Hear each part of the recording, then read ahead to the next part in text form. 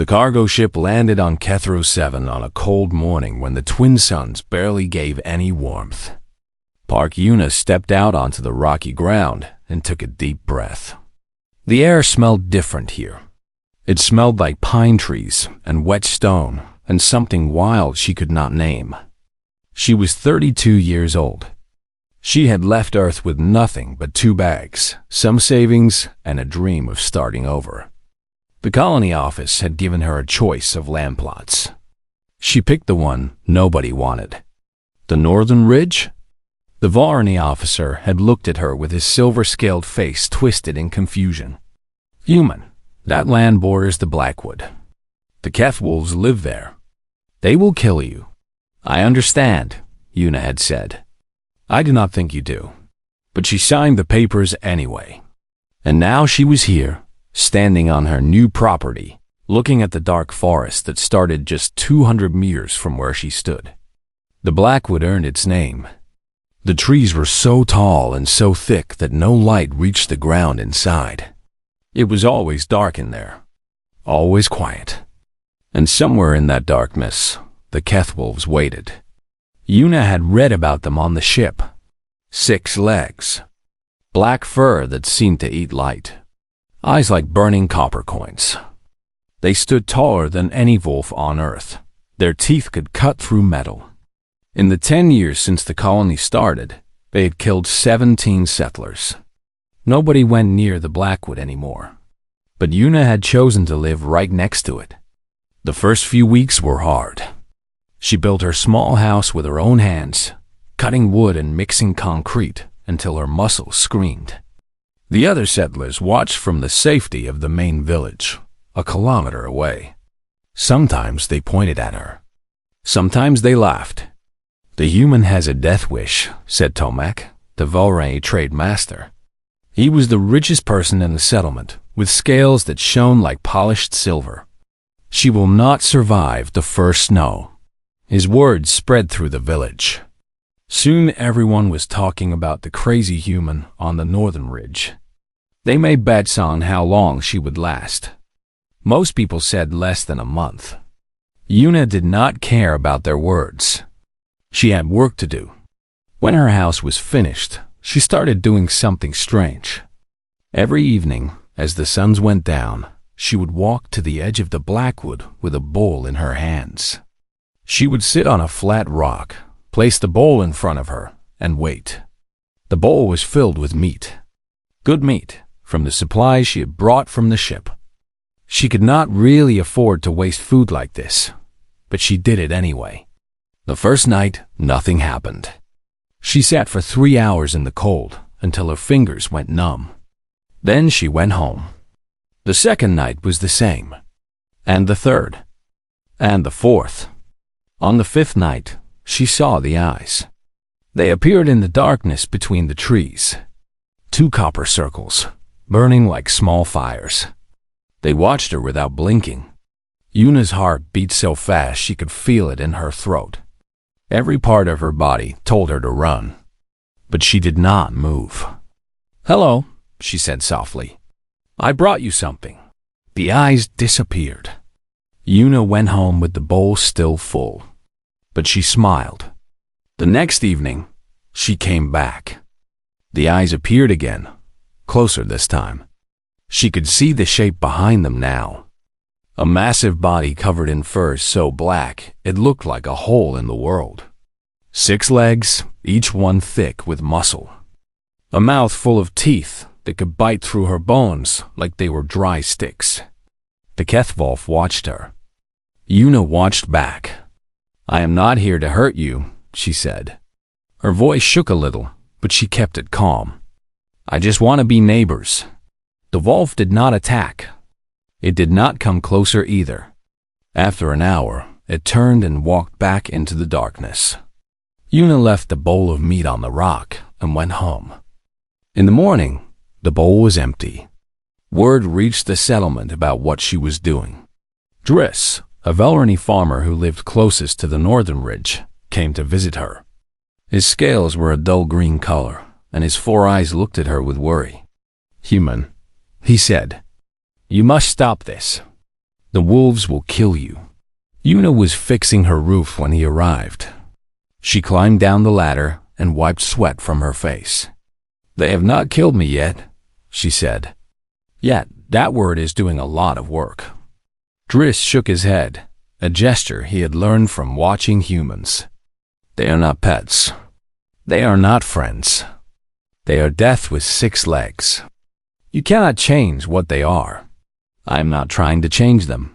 Then what are you trying to do? Una thought about the question. She looked toward the blackwood, where shadows moved between the trees, even in daylight. I am trying to show them who I am, she said. Every day I show up. Every day I bring food. Every day I do not attack them and I do not run away. I am teaching them that I am not a threat. Driss stared at her. And you think this will work? You think these monsters will just accept you? Maybe, maybe not. Una shrugged. But I have to try. Why? Why risk your life for animals that would eat you without a second thought? Una smiled. It was a strange smile, full of something Driss did not understand. Because that is what humans do, she said. A long time ago, on my home world, there were wolves there too. They were dangerous. They killed our livestock and sometimes our children. We could have hunted them all until none were left. But instead, some of my ancestors did what I am doing now. They sat near the wolves. They offered food. They waited. What happened? Those wolves became dogs. Our best friends. Our protectors. They have been by our side for 15,000 years. Una looked at Driss with eyes that held no fear, only patience. Humans do not just survive, Driss. We make friends. Even with the things that want to kill us. Driss did not know what to say. He left without another word, convinced that he would find her body torn apart within the week. But the weeks passed. Then the months. Every evening, Una sat at the edge of the blackwood. Every evening, more eyes appeared in the darkness. First 2, then 4, then 8. The wolves watched her. They learned her smell. They learned her voice. They learned that she always brought food and never brought weapons. The first winter came. Snow covered everything. The other settlers stayed inside their warm homes, certain that the cold would finally kill the foolish human. But when spring arrived, Una was still there. And she was not alone anymore. The neighbors had stopped laughing. Now they watched with something else in their eyes. Something that looked like fear. Because the woman who was supposed to die was still alive.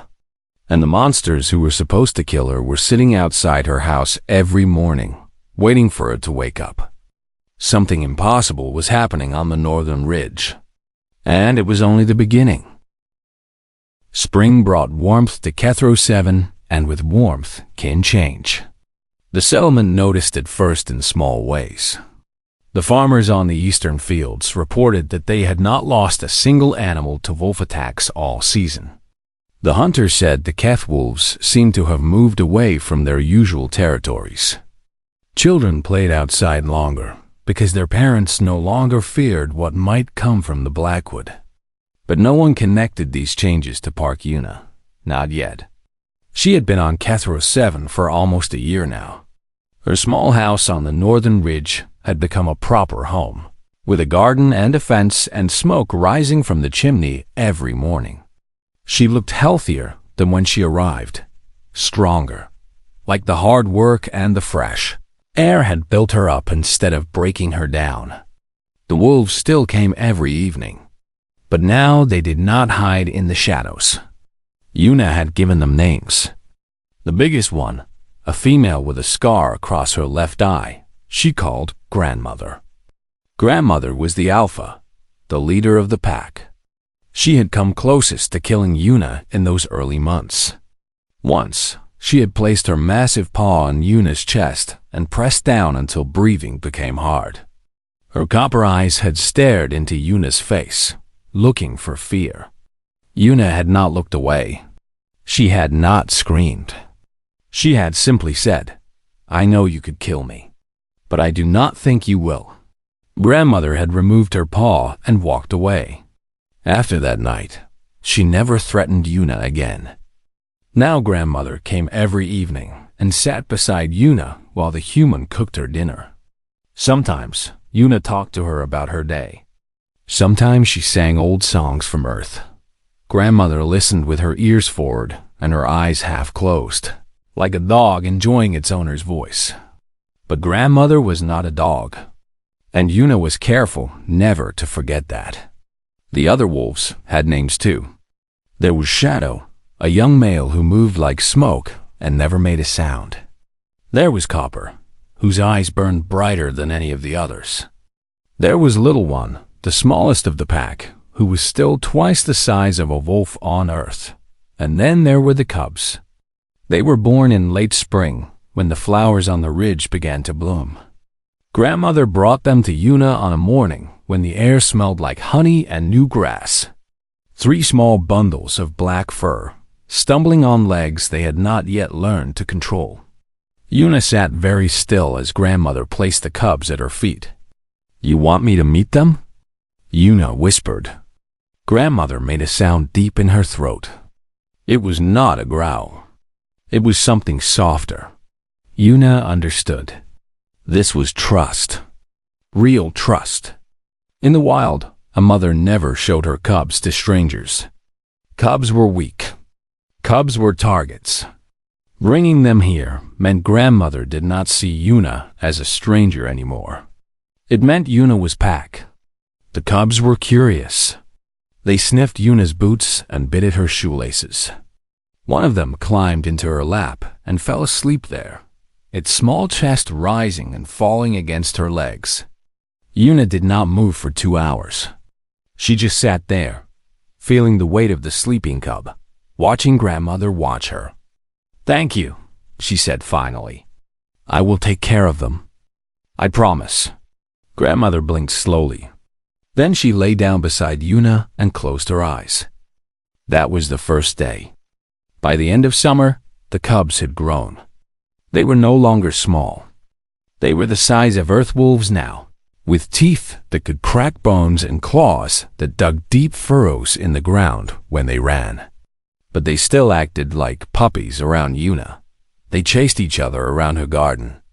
They stole her socks and brought them back covered in dirt. They slept in a pile outside her door every night, keeping guard without knowing they were doing it. And they ate from her hand. This was the part that changed everything. A young Velrain named Scylla saw it happen. She was barely past her first molting, which made her about 15 in human years. She had always been curious about the strange human on the ridge. Her parents had told her to stay away, but she did not listen. One morning, before the suns came up, she crept through the tall grass to Yuna's property. She hid behind a rock and watched. Yuna was sitting on her porch. The cubs were around her, bigger now, but still playful. As Scylla watched, Yuna pulled something from her pocket.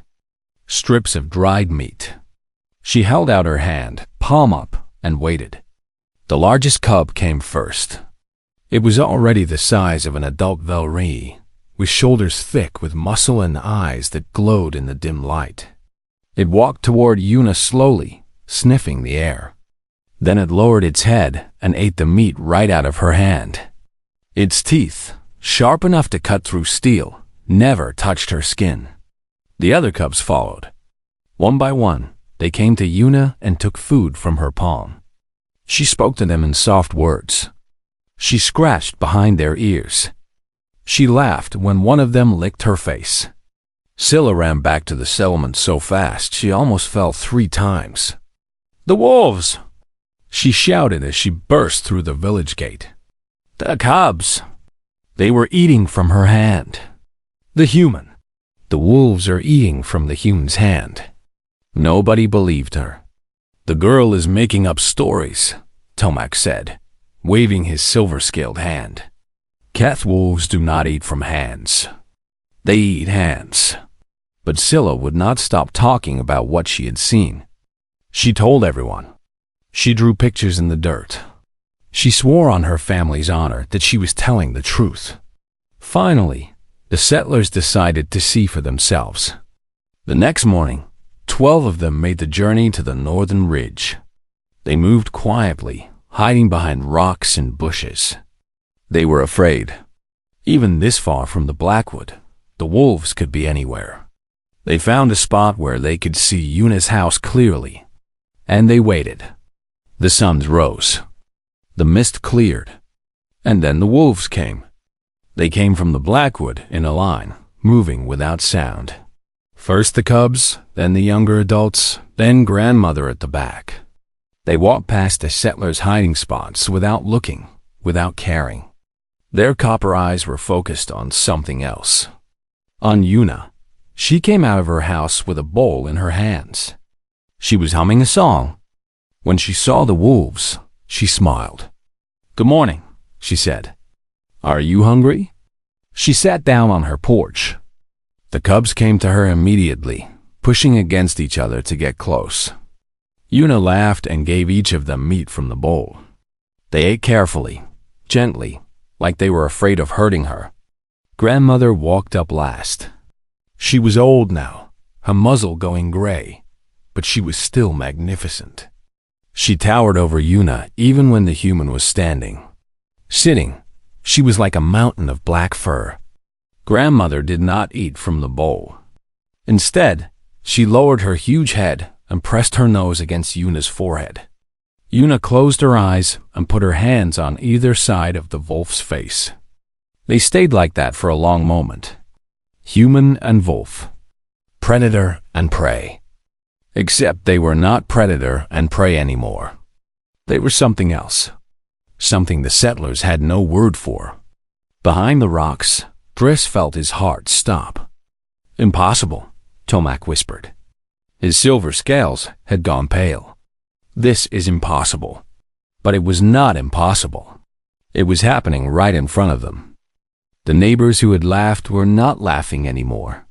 They were seeing something that broke everything they thought they knew about humans. About wolves. About what was possible between two species that should have been enemies. They watched until Yuna went back inside, and the wolves returned to the forest. Then they walked back to the settlement in silence. Nobody knew what to say, but everyone knew that something had changed. The fool on the ridge was not a fool after all. She was something else entirely, and the galaxy was about to find out what humans were really capable of. The news spread like fire. First it traveled through the settlement on Kepler 7. Then it reached the orbital station. Then it went out on the communication networks to other colonies, other worlds, other species who had never even heard of a small human woman named Park Yuna. Within 6 months, scientists started arriving. The first group was Velrani, from the Homeworld Science Academy. They brought equipment and recorders and endless questions. They set up cameras around Yuna's property. They watched the wolves from safe distances. They wrote reports with titles like Unprecedented Interspecies Bonding and Human Keth-Wolf Social Dynamics. Then came the Tyranni, a species of tall blue-skinned scholars who studied behavior across the galaxy. They interviewed Yuna for hours. They measured the wolves. They took samples of fur and saliva and anything else they could get without getting too close. Then came others. The mech, who were made of metal and light and did not understand biological bonds at all. The Sovan, who had 4 arms and made clicking sounds when they were confused, which was often. The Prelix, who were so small they stood on each other's shoulders to talk to Yuna. Everyone wanted to know the same thing. How? It is simple, Yuna told them again and again. I showed up every day. I brought food. I did not run. I did not attack. I was patient. The scientists wrote this down. They studied it. They tried to find the secret formula, the hidden technique, the special thing that made it work. But there was no secret. There was just a woman who had decided to be kind, even when kindness could have killed her. One day, a Velrani scientist named Pren asked Yuna a question that nobody else had thought to ask. Were you ever scared? Yuna was sitting on her porch, repairing a hole in her fence. The wolves were resting nearby, piled on top of each other like a mountain of black fur. She looked at them for a long moment before answering. Every single day, she said. For the first year, I was terrified. Every time grandmother came close, I thought that would be the day she killed me. Every time I heard movement in the Blackwood at night, I thought the pack was coming to eat me. But you kept going. Yes. Why? Why risk everything for animals that did not care about you? Yuna put down her tools. She looked at Pren with eyes that held something the scientist did not understand. Because they did care, she said. They just did not know how to show it yet. And neither did I. We were both learning. Pren did not know what to say to that. She wrote it down in her notes and added a question mark next to it. But the reports kept spreading. And as they did, something strange started happening. Other humans began sending messages. They came from colony worlds all across the galaxy. Humans who had done the same thing Yuna had done. Humans who had reached out to dangerous creatures and found something unexpected waiting for them. Kang Do-wan was a farmer on Terax Prime. He had discovered a nest of acid crawlers near his property, creatures whose very touch could melt through metal. Instead of calling for exterminators, he had started leaving food for them. Raw minerals. Certain plants they seemed to like. Within 2 years, the acid crawlers followed him like loyal pets. They did not burn him. They had learned that he was not a threat. Cho Mai-Rei was a marine biologist on the water world of Pelos. She studied the deep singers, massive creatures that lived in the ocean trenches. They were so big they could crush starships with their bodies. They had killed 3 research teams before Mai-Rei arrived. But Mai-Rei did not approach them with weapons or cages. She approached them with music. She played songs for them on underwater speakers. She learned to recognize their calls and respond to them.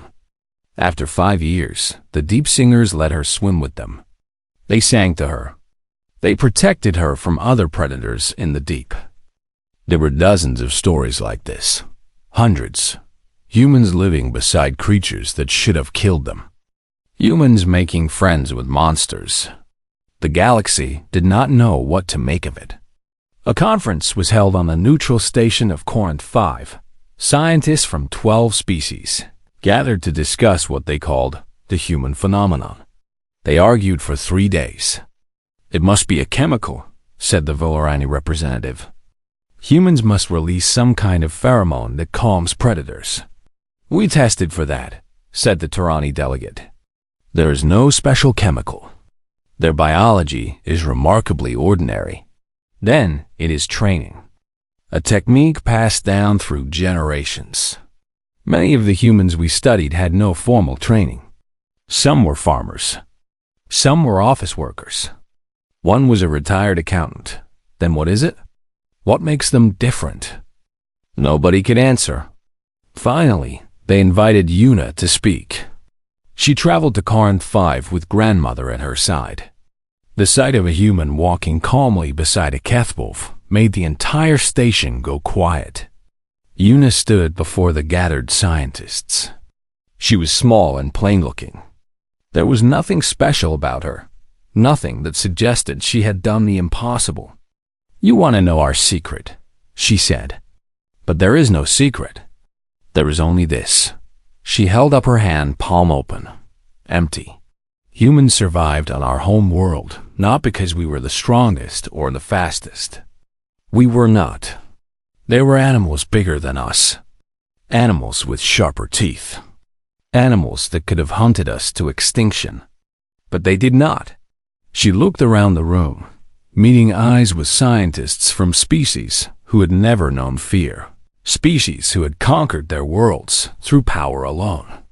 They did not hunt us to extinction because we learned to live with them. We domesticated wolves and turned them into dogs who guarded our homes. We tamed horses and rode across continents. We raised cattle and sheep and pigs. We took wild creatures and made them our partners. But how? Someone asked. How did you tame them? By showing up, Una said simply. Every day. By being patient. By offering food and asking for nothing in return. By proving, over and over again, that we were not a threat. She lowered her hand. Humans do not fight nature. We befriend it.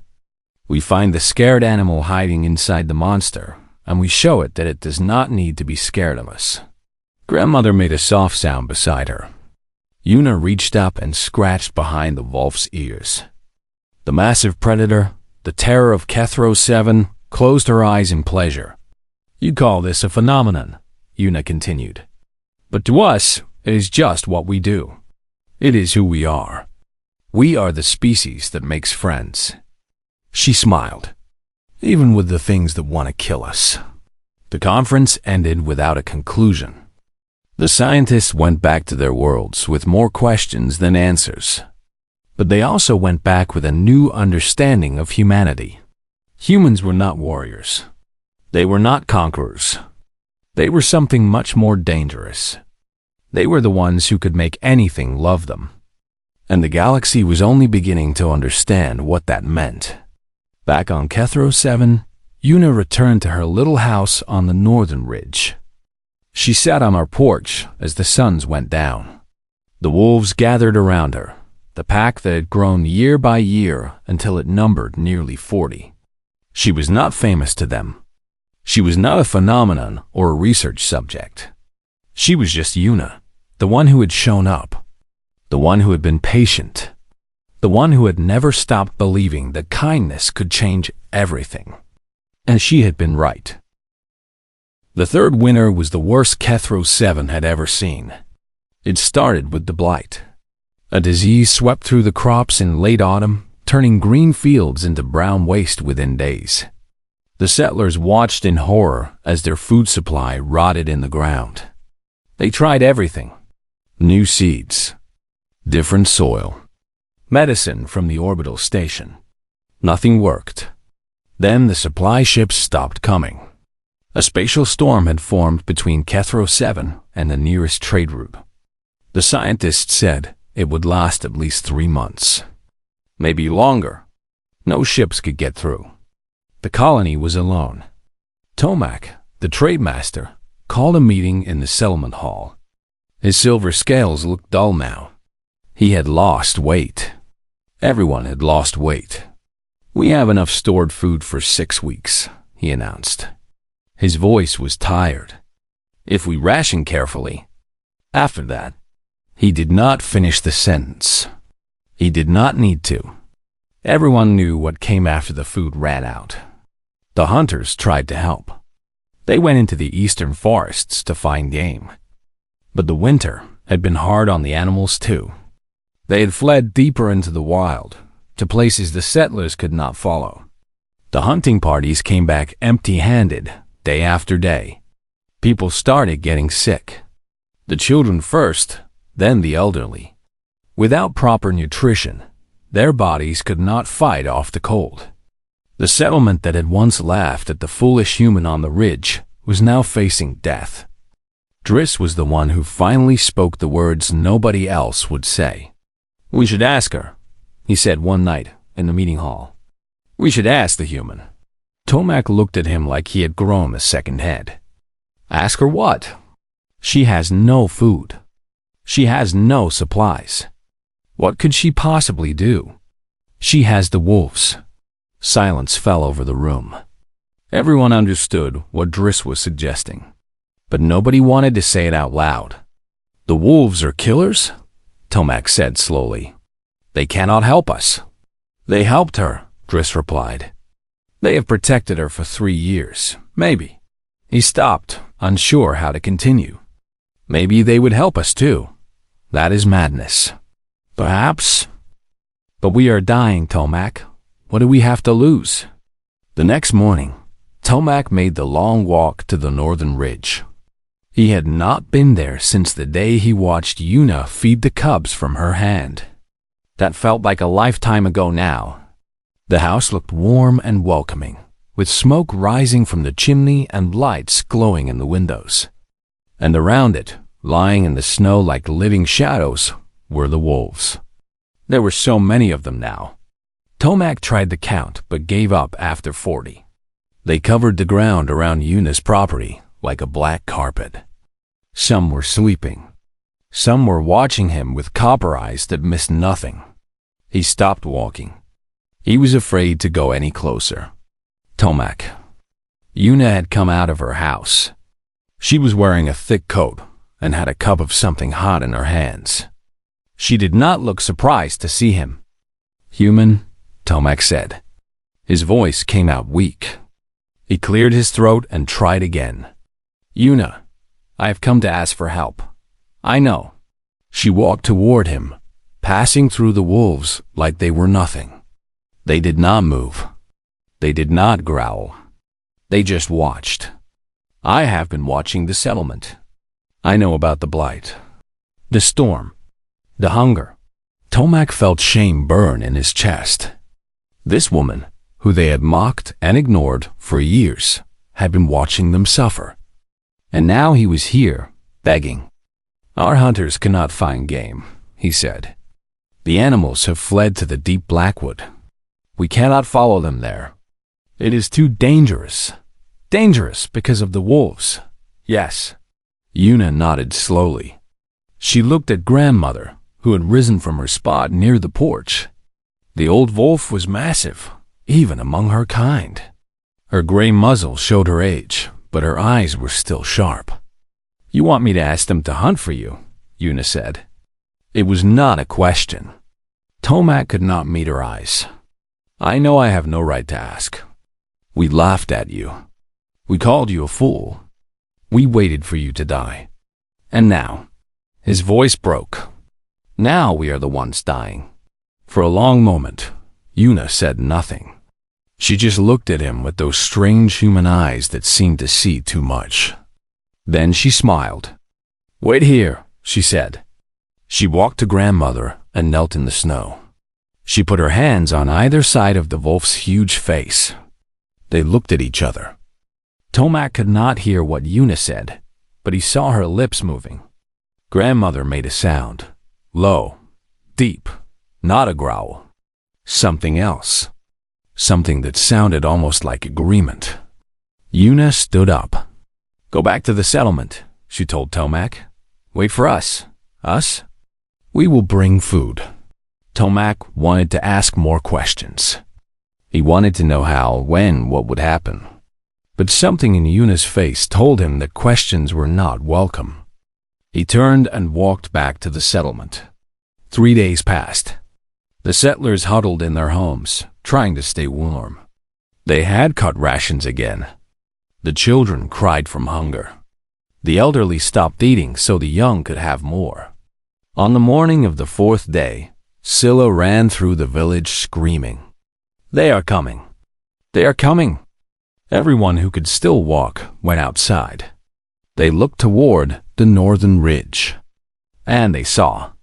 Yuna walked at the front, her boots crunching in the snow. Behind her came the wolves.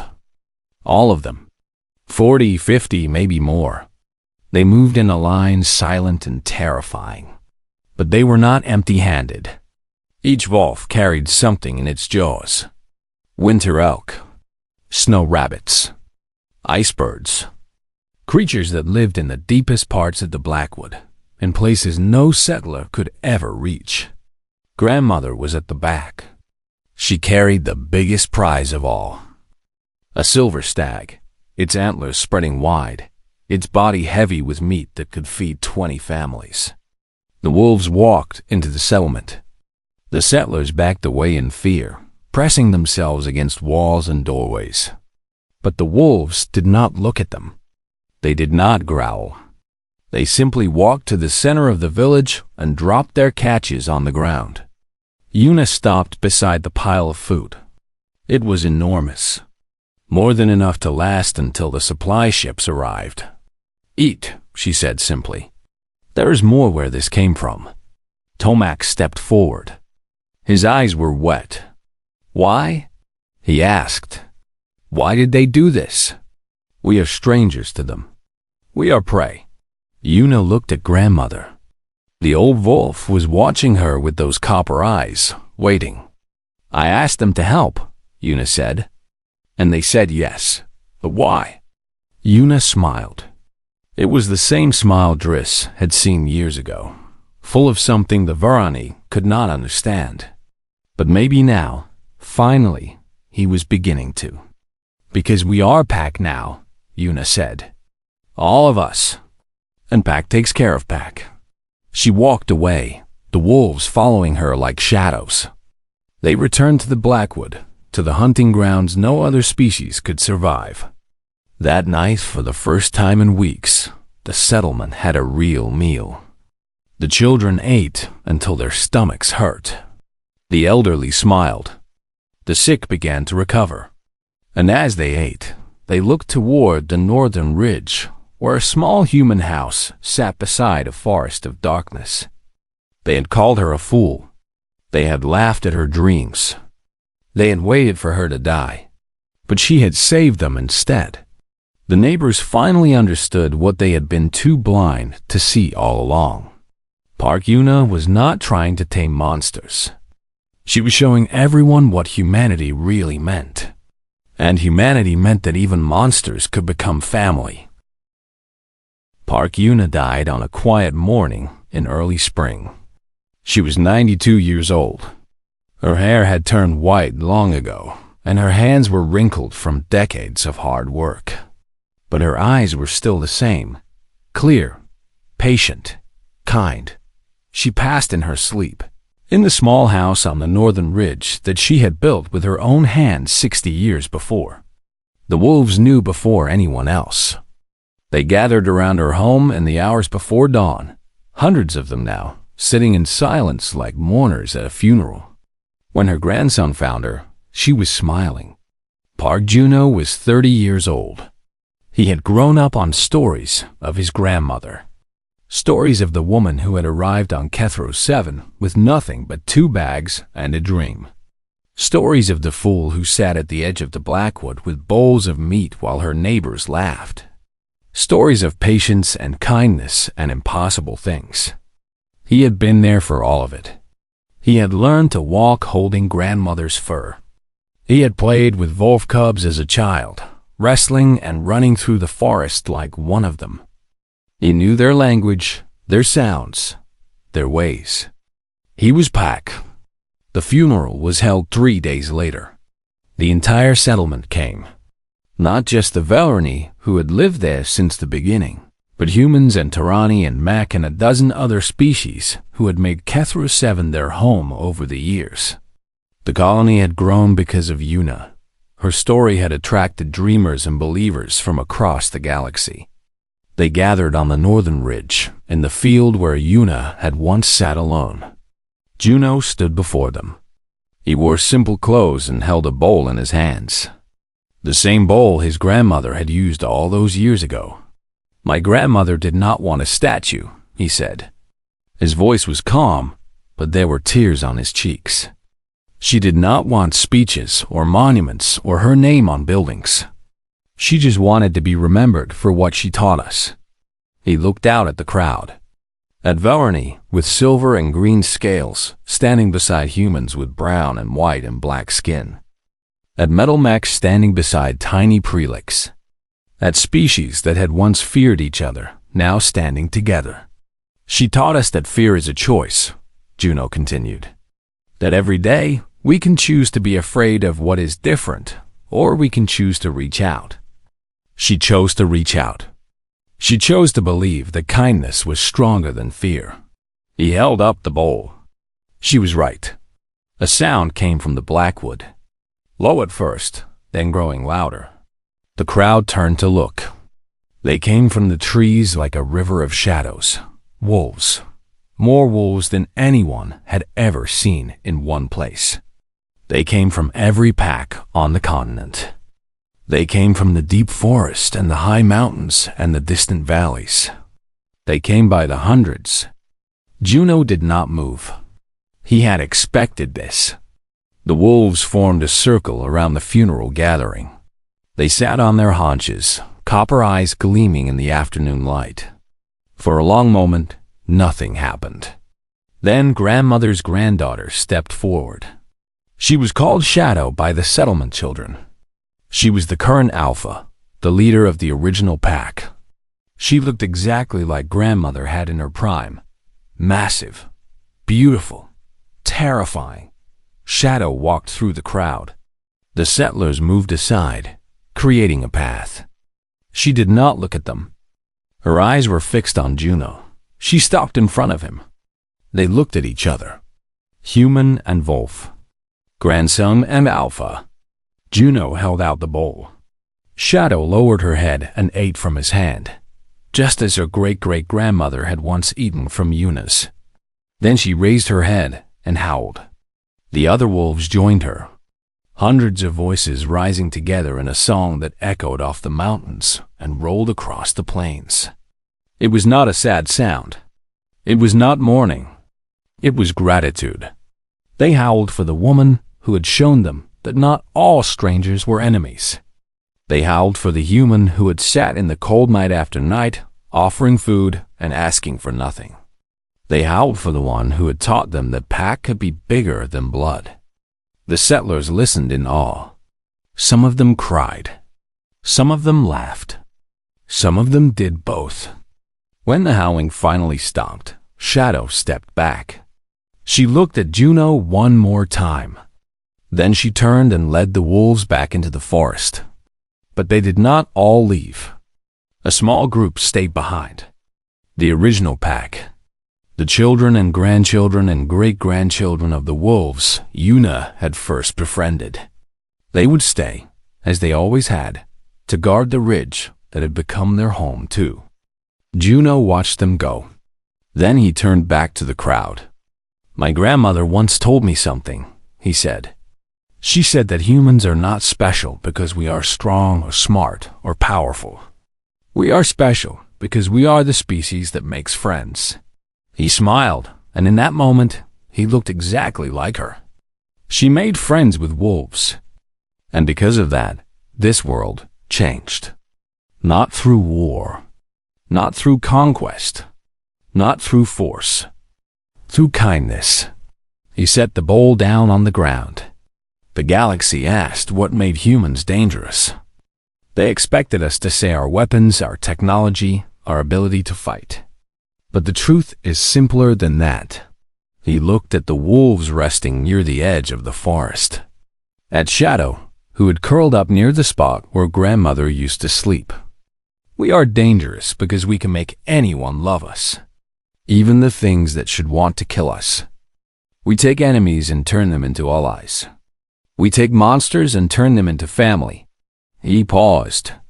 That is the human way. That is what my grandmother taught the galaxy. And that is what we must never forget. The funeral ended. The settlers returned to their homes. But something had changed. The galaxy had changed. In the years that followed, the story of Park Yuna spread farther than ever before. The Yuna Protocol was adopted by colonies across known space. The simple idea that the first step on any new world should not be to conquer, but to offer an open hand. Statues went up on 100 planets. Not because Yuna would have wanted them, but because the people who heard her story needed to remember. And on Kethro 7, on the northern ridge where it all began, life went on. Juno took over his grandmother's work. He fed the wolves every morning, just as she had. He taught his children, and his children taught their children. The bond between human and wolf grew stronger with each generation. The neighbors never laughed again. They had learned their lesson. They had seen what happened when one person chose kindness over fear. They had watched a single human woman change an entire planet through nothing but patience and love. At night, when the twin suns set and the stars came out, the wolves still gathered on the ridge. They still sat near the old house, watching the lights in the windows, guarding the family inside. And sometimes, when the wind was right, the settlers swore they could hear howling. Not the howling of predators hunting. Not the howling of monsters in the dark. The howling of friends saying hello. The howling of pack. In the end, the galaxy learned something important about humanity. Something that all their science and research and studies could never fully explain. Humans did not conquer. They did not dominate. They did not destroy. They adopted. They loved. They made family out of anything, out of anyone, out of creatures that should have been their enemies. And that was the most dangerous thing of all. Because once you were loved by a human, you would do anything for them. Even if you had started out wanting to kill them. Even if you had teeth and claws and copper eyes. Even if you were a monster. The story of Park Yuna was not just the story of one woman and one world. It was the story of what humanity could be at its best. And it began, as all the best stories do, with someone choosing to be kind when everyone else said it was impossible. The end.